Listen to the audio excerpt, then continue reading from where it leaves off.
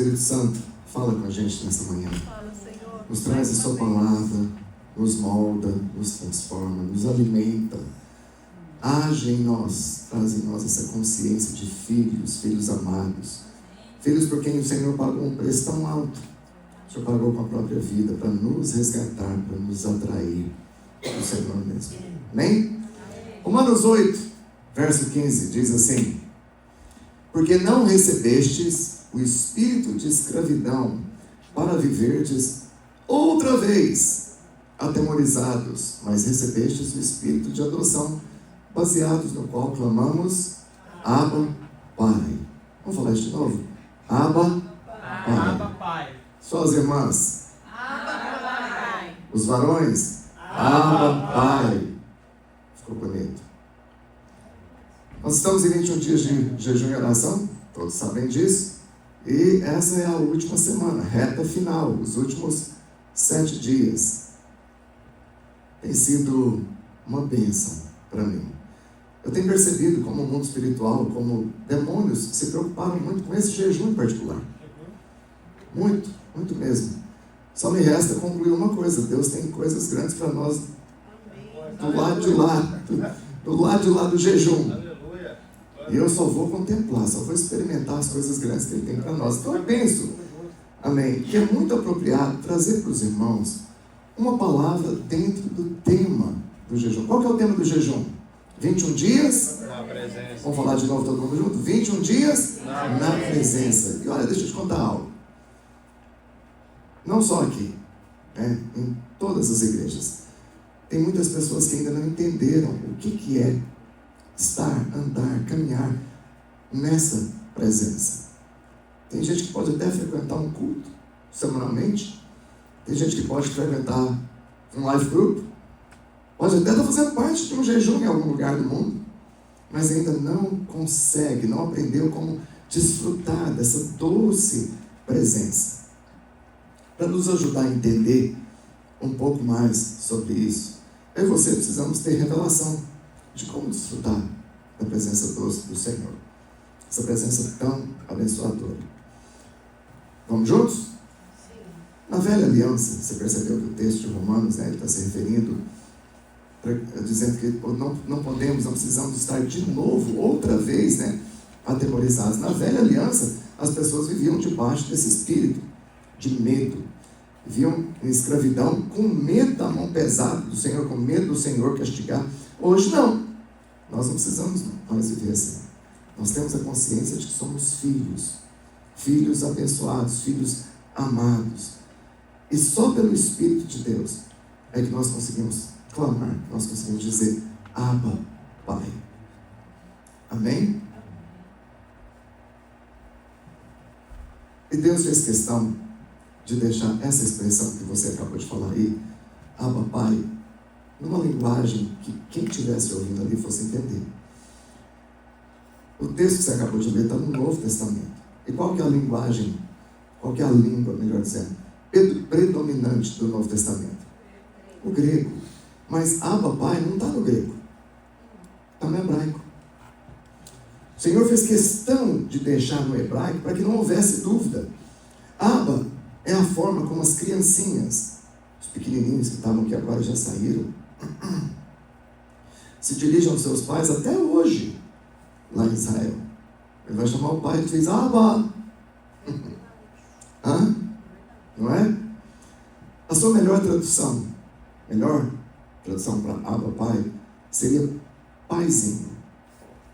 Paizinho. Uma forma carinhosa de você tratar o Senhor, uma forma muito íntima, muito amorosa de você se relacionar com Ele. Eu vou começar te dizendo uma coisa. A menos que você seja capaz de lidar com o Senhor assim, de chamar Ele de paizinho,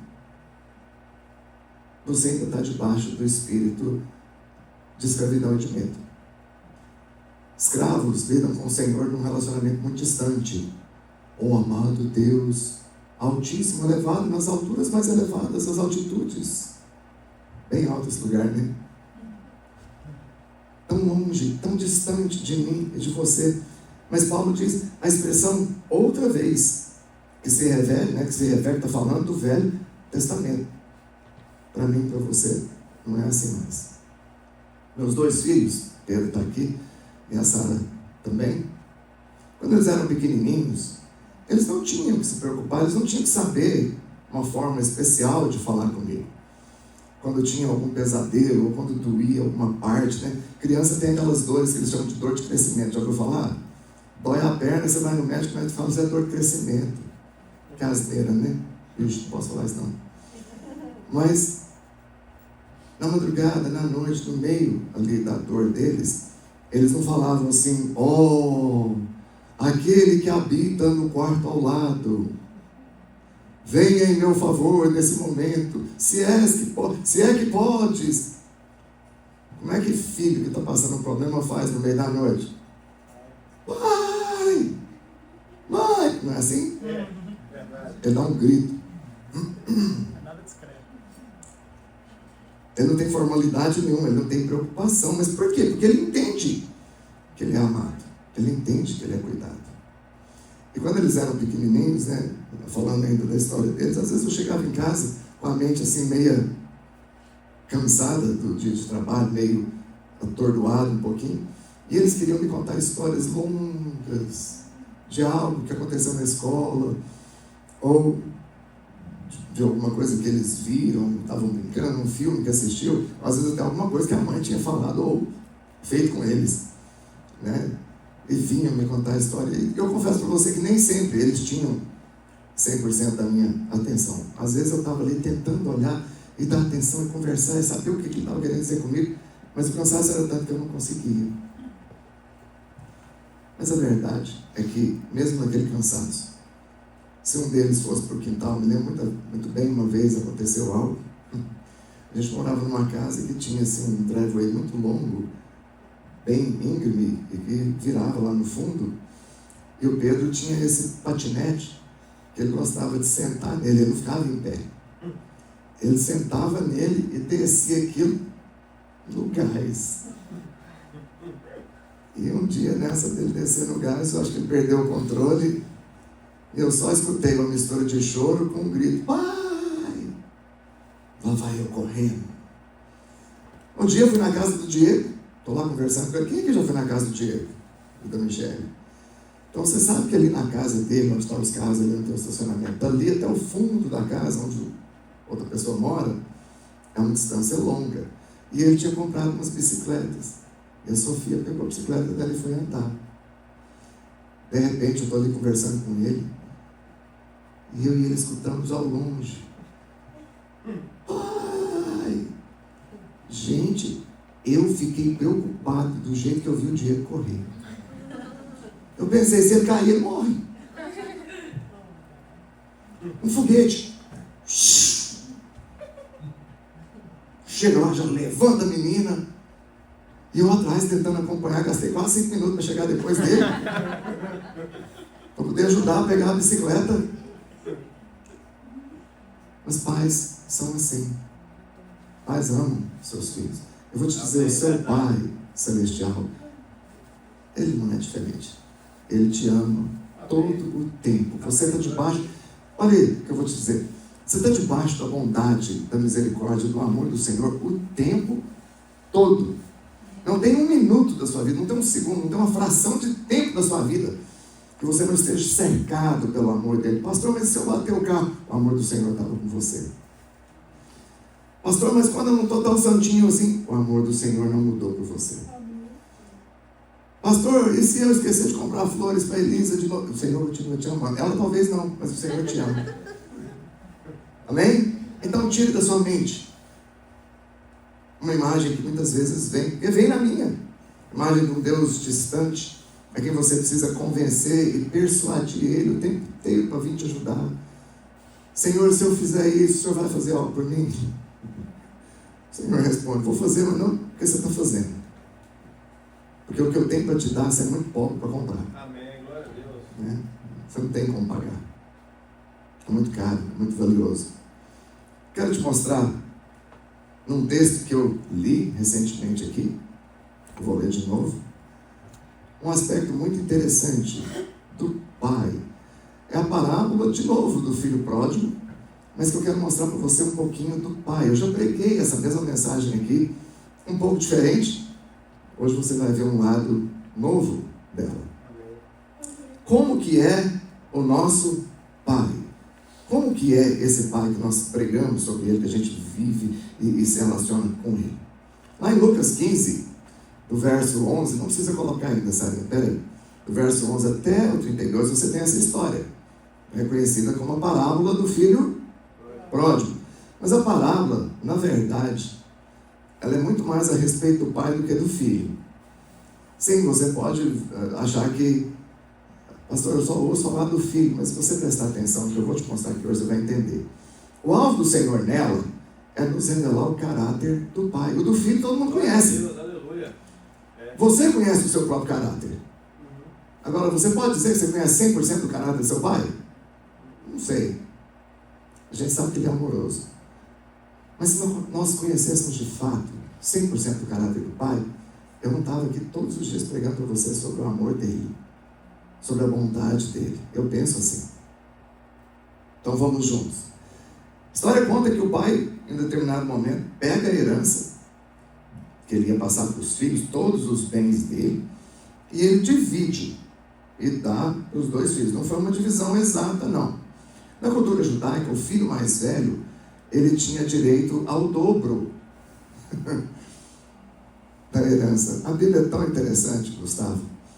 Você estava falando aqui da questão da restituição, você aplicou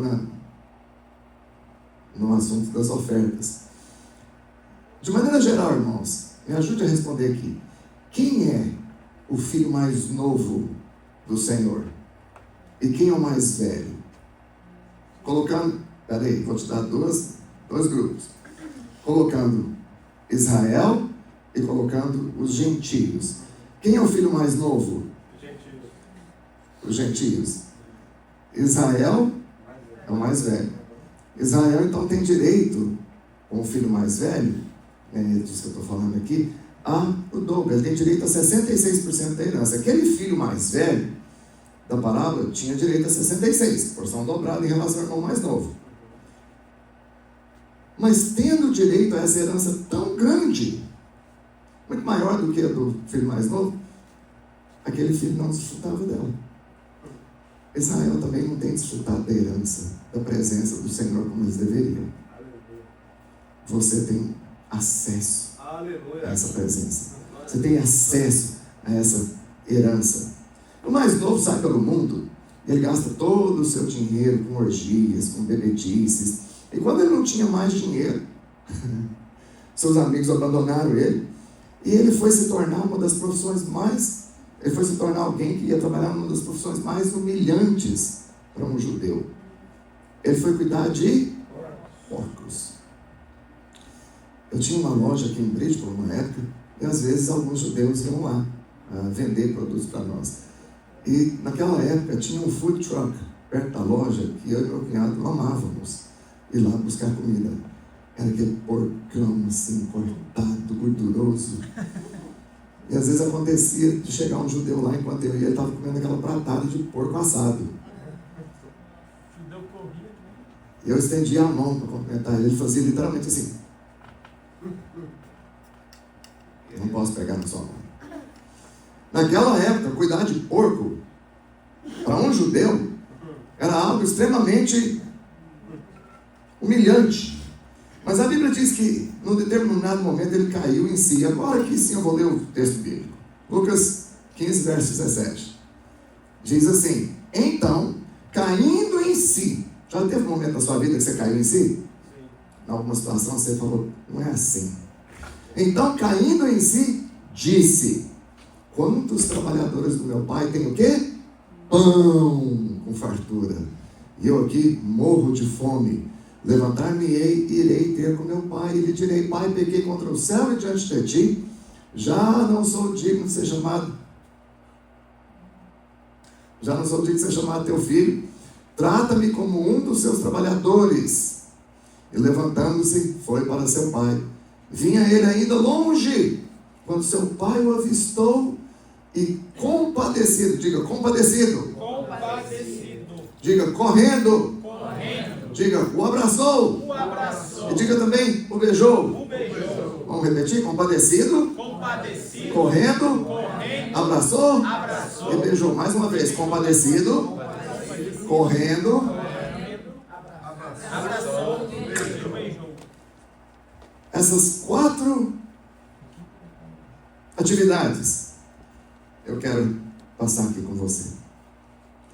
Mas você percebe que em nenhum momento a Bíblia relata que esse filho se importou por ter partido o coração do seu pai. Ele só se preocupou consigo mesmo. Muitas vezes eu e você somos assim também. Eu não estou aqui para falar de um jeito que vai gerar em você consciência de pecado, culpa. Não é isso não. Mas quantas vezes, irmãos, seja honesto com você mesmo e com o Senhor também. Quantas vezes quando você estava pronto para pecar, você pensou, eu vou entristecer meu pai. A Bíblia diz, não entristeçais o Espírito Santo. Poucas vezes eu confesso para você que eu pensei isso. Vou entristecer o Senhor. Que nada. Eu pensava que eu queria mais me satisfazer meus próprios desejos, minhas próprias vontades. Que preocupado com o que o Senhor pensa, Ele é Deus. Tem que preocupar com Ele não, eu pensava. No caso desse jovem aqui, que também só estava preocupado em satisfazer as vontades dele, não se preocupou com o coração do pai, não se preocupou de ter partido o coração do pai, de ter ofendido ele. Ele só voltou para casa porque a barriga doeu. Deu fome, o miserável. Mesmo assim, tendo ferido o pai, tendo entristecido o pai, a Bíblia relata que esse pai estava ansioso pela volta do filho. Nesse momento aqui, você tem o retrato perfeito do seu Pai Celestial. Querido, em qualquer momento que você estiver envolvido em pecado, se você clamar para o Senhor por Ele está prontinho para te dizer, estou aqui. Você precisa da minha ajuda? Eu estou aqui. Você precisa do meu socorro? Eu estou aqui. Estou falando aqui, vai ficar gravado isso. Quantas vezes eu envolvido em pecado, alguma coisa terrível acontecia, e eu ia direto para o Senhor e dizer, Senhor, eu não tenho nem liberdade de pedir para o Senhor consertar esse problema. Alguém aqui foi pecador como eu, ou só eu que sou terrível mesmo? Estava fazendo trem errado, falando, Senhor, me ajuda. Se eu fosse Deus, eu ia olhar e dizer, bonito, hein? Agora você está me procurando? Lá na igreja, na hora que o pastor falou, levanta a mão e canta. Estamos juntando. Aí você não levantava, não. Né? Mas mesmo assim, esse texto fala do caráter do Pai.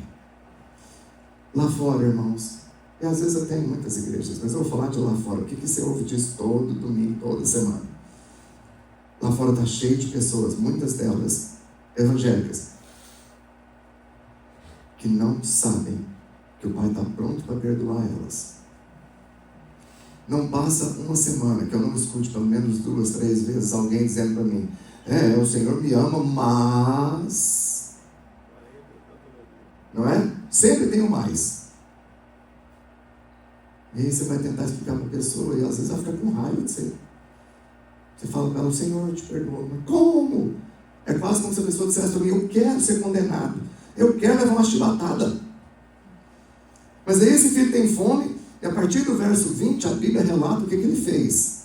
Levantando-se, foi para seu pai, vinha ele ainda longe, quando seu pai o avistou, compadecido dele, correndo, o abraçou e o beijou. 21. E o filho lhe disse, Pai, pequei contra o céu e diante de ti, já não sou digno de ser chamado teu filho. Quem supostamente deveria estar irado, desapontado, era o pai. Mas mesmo assim, a Bíblia relata que ele estava cheio de compaixão. Você acabou de ler, volta um versículo. Eu fiz você repetir 3 vezes. Aquele pai estava o quê? Compadecido dele. Esse é o retrato do seu Pai Celestial. Que muitas vezes você pisa na bola, mas que Ele continua compadecido de você. Ele continua com o coração amoroso para te alcançar. E é esse amor que nos constrange tanto, que nos traz para perto dele.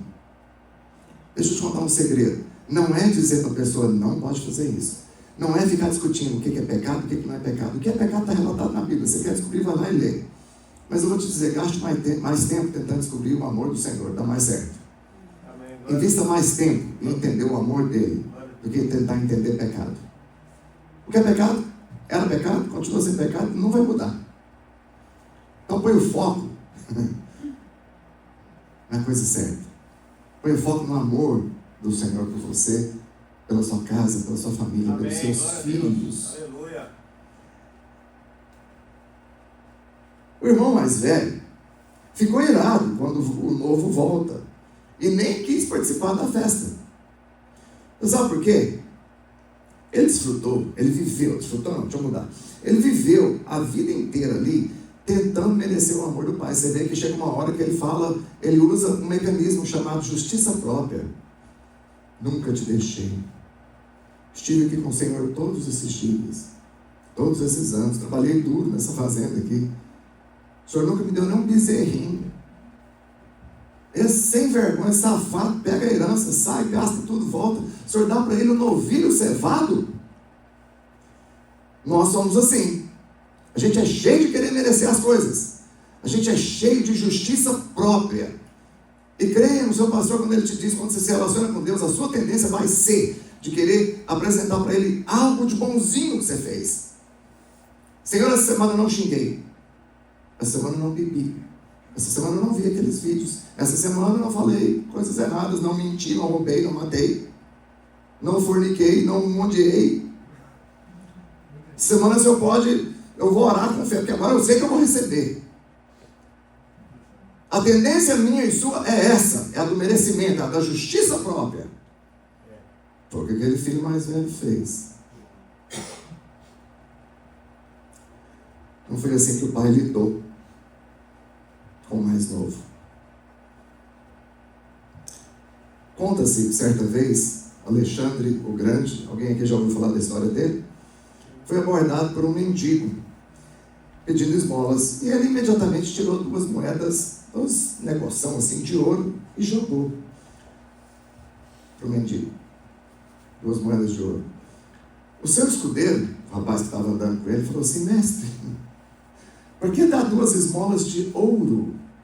Se 2 moedas comuns, não falo nem que é de outro metal, né? 2 moedas comuns satisfariam a necessidade do mendigo. Alexandre o Grande respondeu: 2 moedas comuns são apropriadas sim para a necessidade do mendigo, mas 2 moedas de ouro são apropriadas para Alexandre o Grande. Deixa eu te contar uma coisa. Nunca tente, qual que é a moral dessa história aqui? Nunca tente ir para o Senhor buscando por aquilo que é apropriado para você, com aquilo que é condizente com o seu padrão de vida, com aquilo que é condizente com a sua santidade, com aquilo que é condizente com o seu viver certinho. O Senhor não nos dá baseado em nós, Ele nos dá baseado nele. Aleluia. É de acordo com Ele, com quem Ele é. Amém? E se fosse baseado em mim, você... Quer ler isso na Bíblia? Que Deus prometeu suprir a gente de acordo com as necessidades, mas não com o nosso padrão. Abre para mim, Sara, Filipenses 4,19. Já está lá, nem vou beber água. E o meu Deus, segundo a sua riqueza, a riqueza dele, em glória, há de suprir em Cristo Jesus cada uma de vossas necessidades. Não é segundo aquilo que eu fiz, não é segundo aquilo que você merece, não é segundo aquilo que você consegue comprar do Senhor, é segundo a riqueza dele. Eu escrevi assim: Deus não nos perdoa de acordo com os limites do nosso entendimento ou confissão, mas Ele nos perdoa de acordo com a riqueza da sua graça. Aleluia. Isso é muito sério. Isso é profundo. Um outro texto, Efésios 1,7, diz assim: no qual, nele, né, temos a redenção pelo seu sangue. Você tomou Santa Ceia hoje. A remissão dos pecados, segundo a riqueza da sua graça. Não é segundo a sua necessidade. O perdão não é segundo a sua capacidade de comprar coisa alguma. Não é segundo a sua capacidade de obediência, de fazer as coisas certinho. Pastor, então não precisa fazer certinho? Não precisa, você vai fazer certinho, porque o Senhor vai mudar você. mas a graça segundo a riqueza dele. Aí eu fiz você repetir várias vezes o texto, aquelas 4 características. A primeira coisa que a Bíblia relata que o pai fez foi se compadeceu. O Senhor Jesus, quando está contando essa parábola, ele diz que quando o pai avistou o filho de longe, compadecido, está lá no verso 20 que a gente leu, compadecido do filho. Vira para a pessoa que está do seu lado, por favor, e diga para ela a primeira coisa que o Senhor diz para você é que ele se compadeceu de você.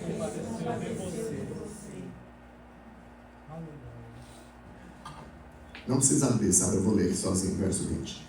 E levantando-se foi para seu pai, vinha ele ainda longe, quando seu pai avistou, e compadecido dele. Essa história dá para você desenhar ela na sua cabeça. O pai estava sempre olhando no horizonte. Já falei isso aqui. Esperando o dia que o filho fosse voltar. Sempre olhando. Ele ia lá para o portão e falava, é hoje. Hoje ele vem. Hoje ele volta. Hoje eu vou ver ele aqui.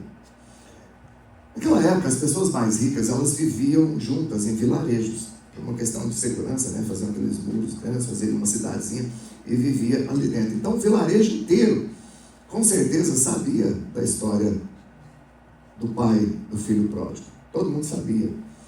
E, muito provavelmente, muitas pessoas diziam para ele, ô fulano, o pai do filho pródigo, volta para casa. Esse menino está perdido. Esse menino não volta mais. Eu já tive vontade de abrir mão de uns filhos pródigos já. A verdade é essa. A pastora não deixa de jeito nenhum. Ela fala, não, vou continuar mandando mensagem. Vou continuar mandando um oi lá no Facebook, eu não sei aonde, dizendo, só passando, né? Assim que ela escreve. Só passando para te dizer que te amo. Só passando para te lembrar que o Senhor te perdoa. Só passando para lembrar alguma coisa. E ela vai mandando. Eu não. Eu confesso para você que eu tenho vontade de te mandar uma mensagem dizendo, só passando para te lembrar que eu não gosto mais de você. Não, eu não vou falar assim, né? Mas só para você entender o contraste das duas personalidades aqui.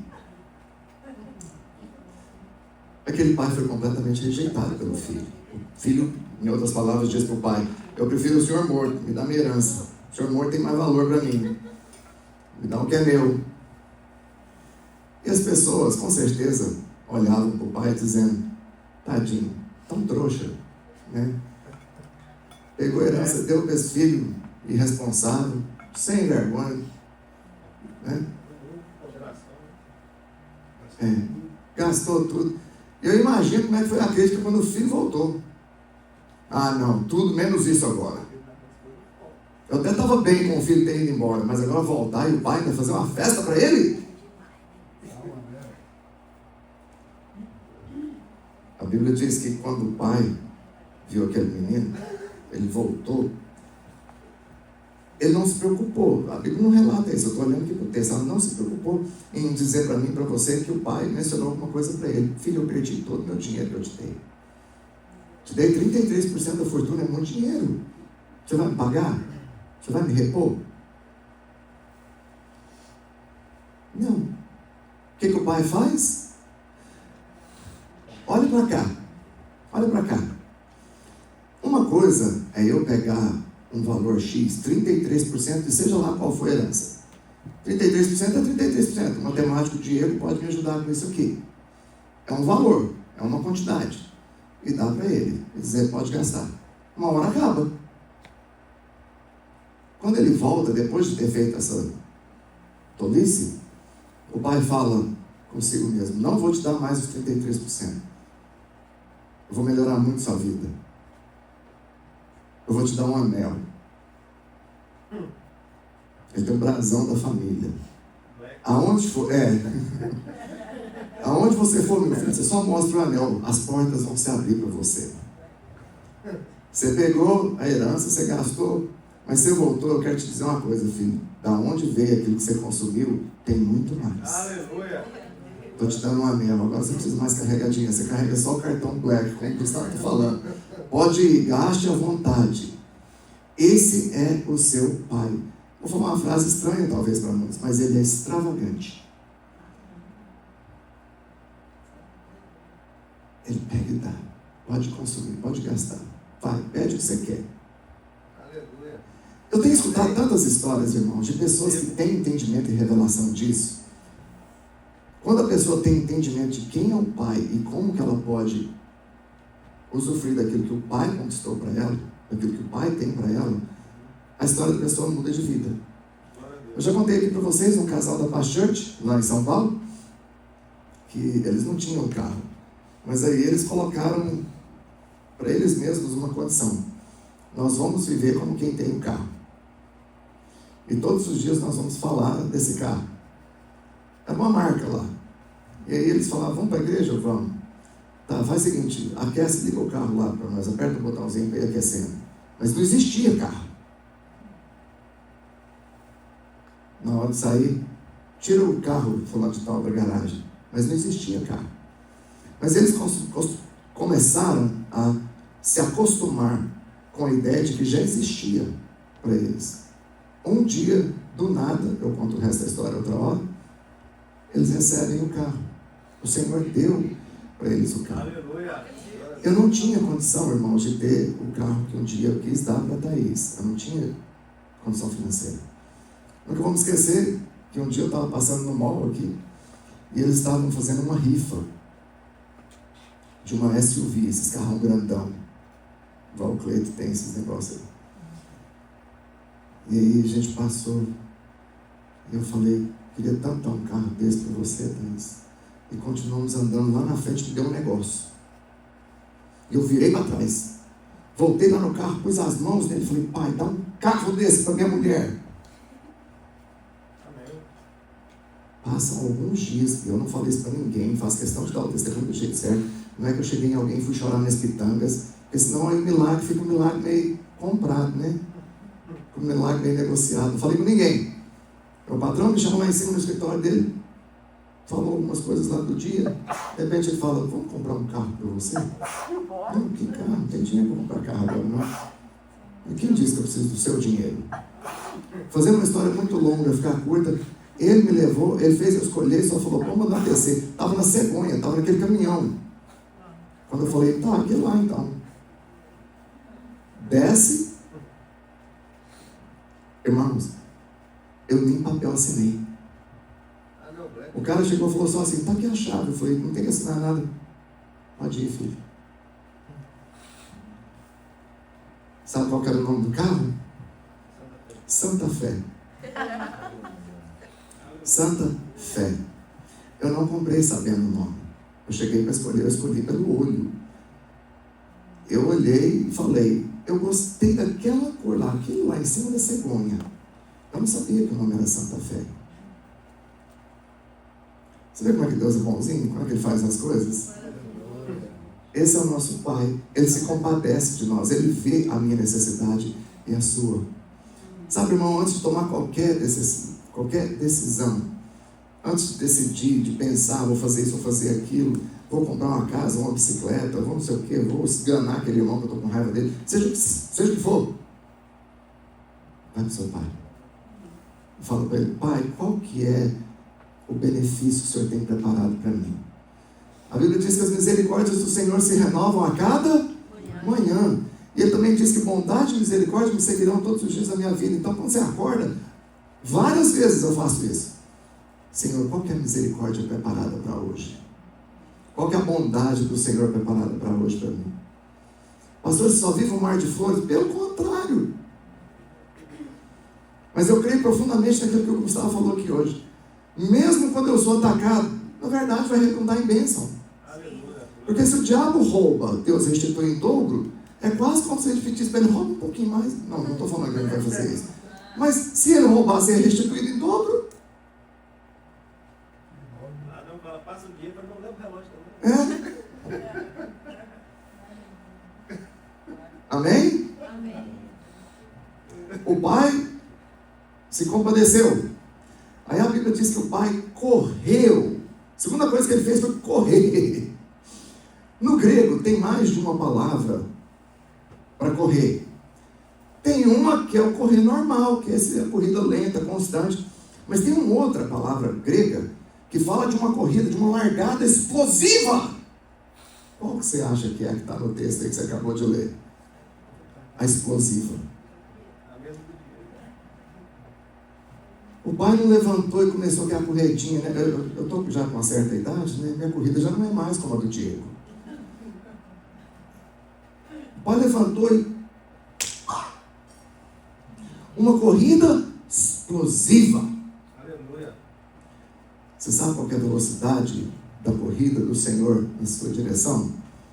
Ela é equivalente ao tamanho do amor dele por você. Aleluia. Aí você para e pensa. O Senhor se move a seu respeito, querido.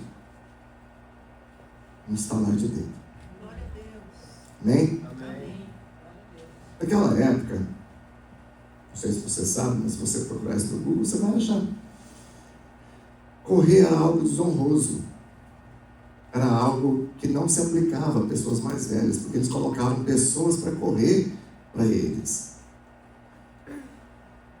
Eu estava atendendo um cliente extremamente rico, esse final de semana, lá na loja onde eu trabalho, e ele não tirava um cento, Leco, lá do display para colocar no chão, não tirava.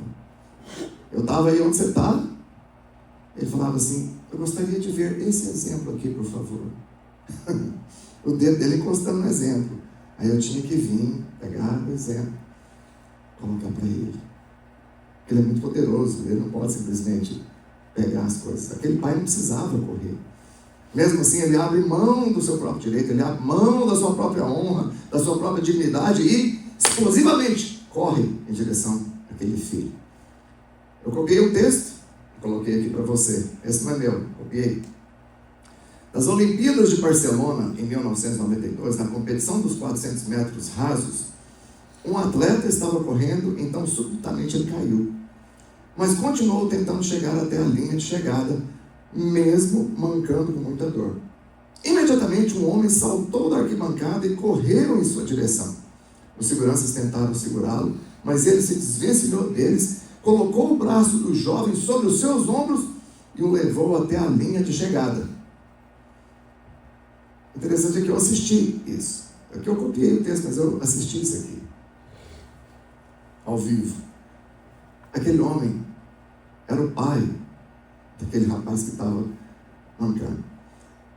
Quando aquilo aconteceu, a arquibancada, o pessoal que estava ali, esqueceu do cara que cruzou em primeiro lugar.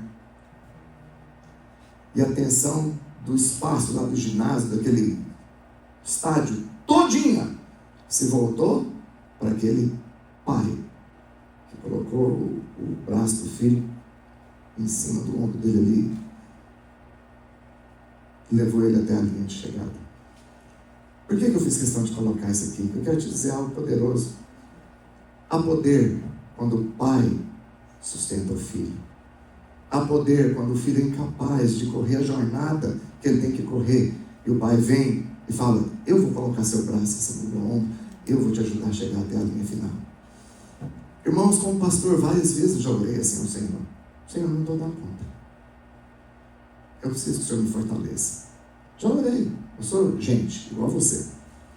Várias vezes eu disse, Senhor, eu preciso que o Senhor me carregue por um momento aqui. Eu não estou dando conta sozinho. Toda esse linha, porque na verdade eu nunca estive sozinho, né? Mas às vezes a gente se sente assim.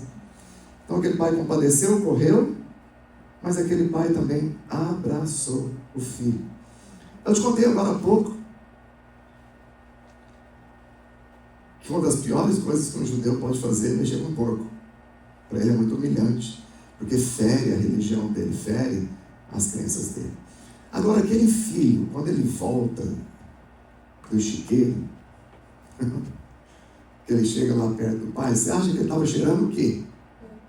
Porco. A Bíblia não faz questão de relatar que ele passou em alguma academia, algum lugar assim, casa de um parente, e tomou um banho. Mas ela faz questão de relatar que o pai o abraçou, para te deixar entender exatamente isso. Que mesmo sendo alguém que estava cuidando de porco, mesmo sendo alguém que cheirava mal, mesmo sendo alguém que estava fazendo o que não deveria fazer, sendo filho de um homem tão poderoso, o pai correu e o abraçou. Aleluia. Seu pai te abraça, mesmo quando você não está tão cheirosinho. Amém. Estão entendendo o sentido da história? Sim, sim. Pastor, mas esse evangelho é muito bom.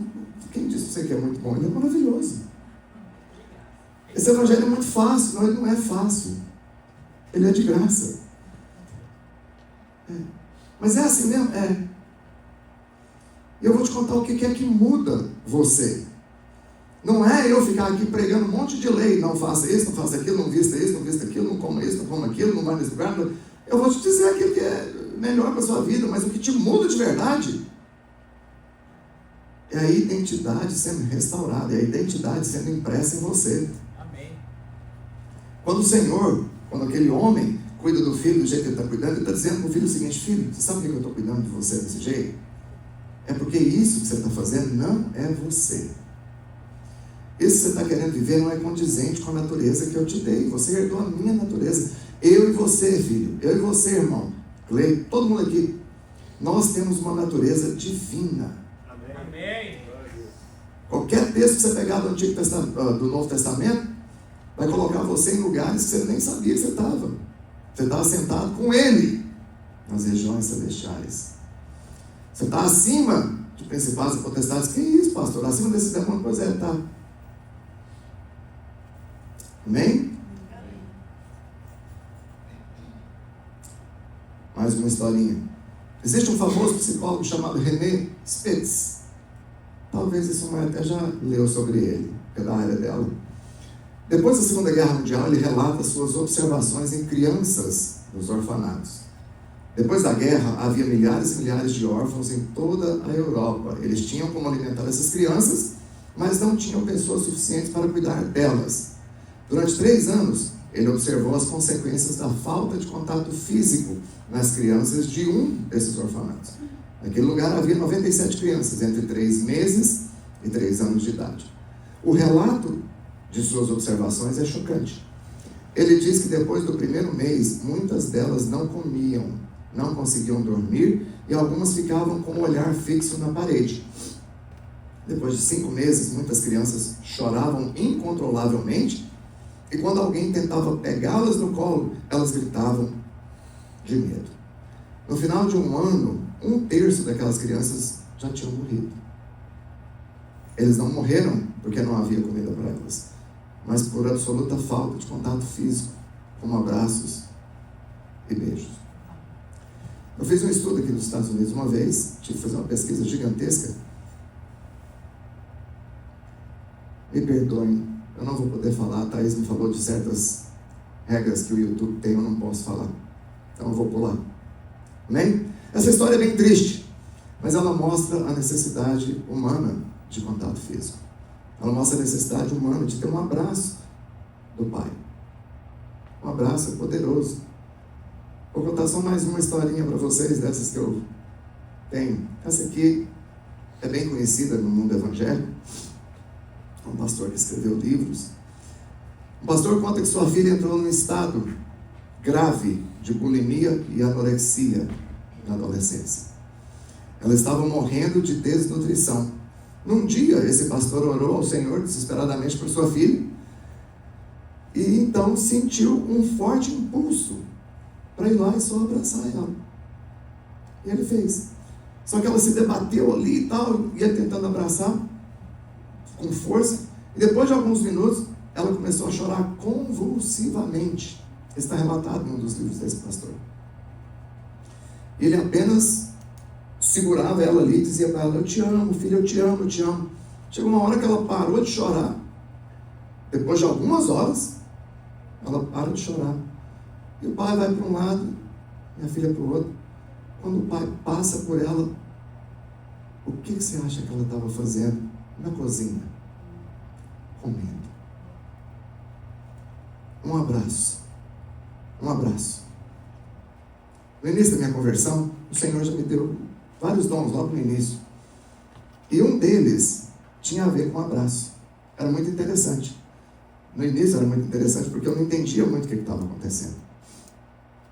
Às vezes eu chegava e abraçava a pessoa e eu sentia algo diferente. Não é que eu sentia fluindo poder, né? Não, eu sentia algo estranho, algo diferente. E várias vezes as pessoas vinham e relatavam o que havia acontecido naquele abraço.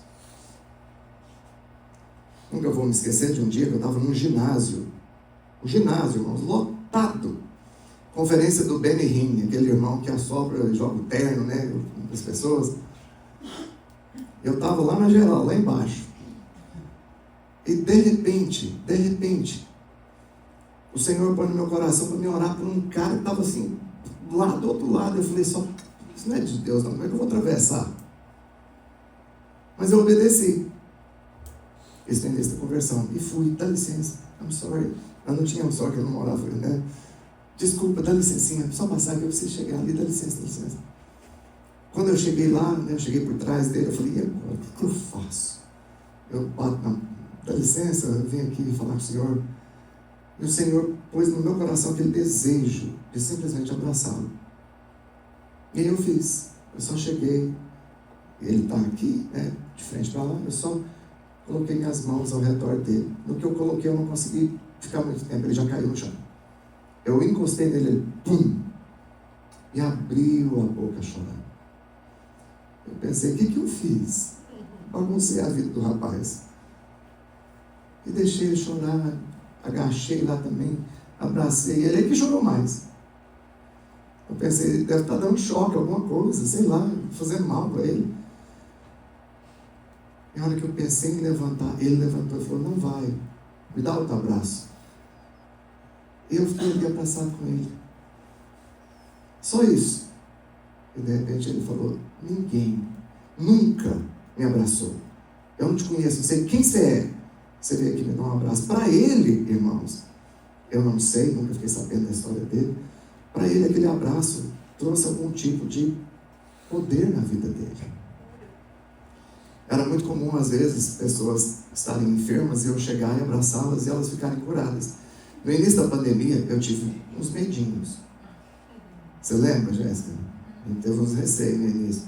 Mas depois o Senhor falou comigo, sai dessa bobeira, sai abraçando todo mundo. E eu abraçava gente. Gente assim que estava ruim. Gente aqui da igreja, que eu ia lá levar aqueles remédios que o povo manda tomar, né? A pessoa, eu descia do carro, e a pessoa de máscara, capuz, aquele negócio todo, eu falava, vem cá, filha. Dava um abraço.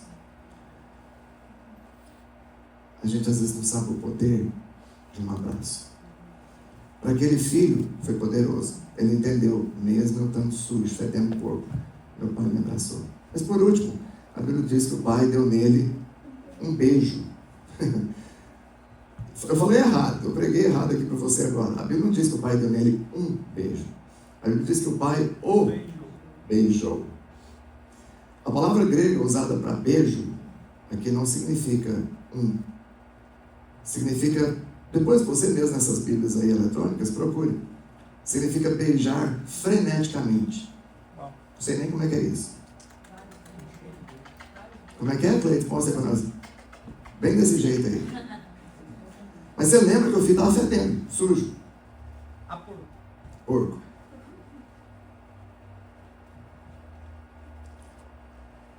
John Bailey, um pastor americano, conta que na época dos hippies, o seu filho se rebelou.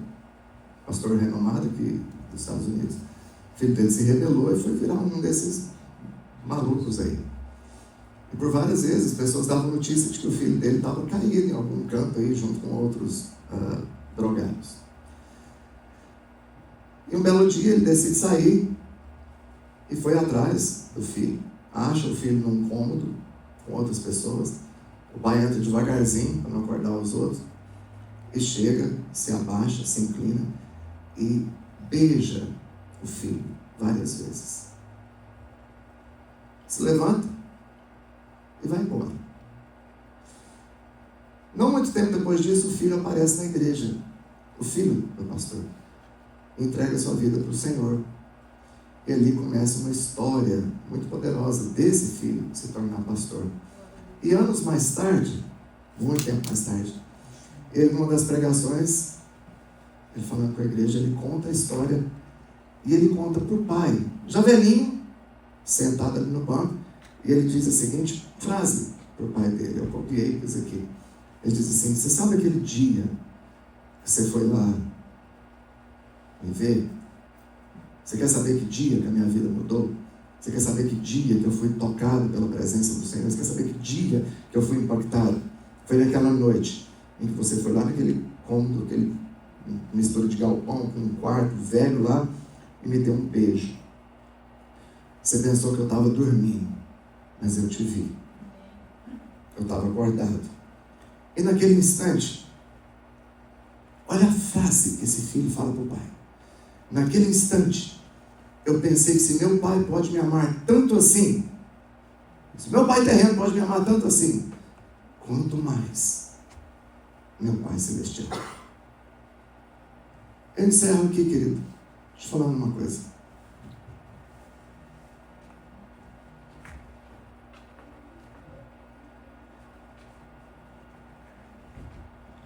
Você não faz ideia do que um abraço, um beijo, uma palavra pode fazer na vida de uma pessoa. A gente não tem noção. Mas não é uma palavra acusadora, é uma palavra perdoadora. Atos 10, 44, a Bíblia diz assim: ainda Pedro falava essas coisas quando caiu o Espírito Santo sobre todos os que ouviam a palavra. Aleluia. Também já preguei muito sobre isso aqui. A palavra grega para cair é epípto, que é exatamente a mesma palavra traduzida como abraçar, lá em Lucas 15. Vou repetir. A palavra cair aqui, Pedro estava falando, era como se você lesse o texto assim, então, olha, ainda Pedro falava essas coisas quando epípto do Espírito Santo sobre todos os que ouviam a palavra. É que aqui eles traduziram epípto como caiu. Mas lá em Lucas 15, 20, que fala que o pai se compadeceu, correu, epípto e beijou o filho. O que eu estou querendo dizer para você aqui? No abraço do pai, todo o veneno do diabo é removido. Aleluia. No abraço do pai, o perfume dele tira de nós o odor dos porcos. No abraço do pai, somos curados e restaurados. No abraço do pai, nós nos sentimos seguros. E a fé que nós precisamos para desfrutar da herança é de novo renovada. É nesse lugar, no abraço. Amém? Fique de pé.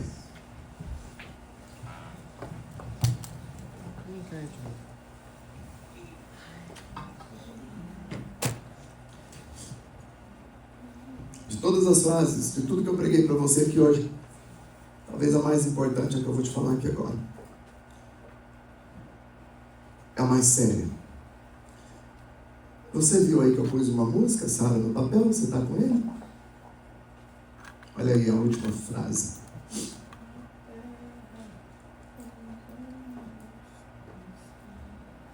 Você nunca vai entender, você nunca vai de fato saber o quanto o Pai te ama, se você não entender o quanto Ele amou o Filho. Uma coisa assim, você nunca saberá o quanto o Pai lhe ama, até entender o quanto o Pai ama a Jesus. Pois Ele resolveu entregar a Jesus para ter você. Amém?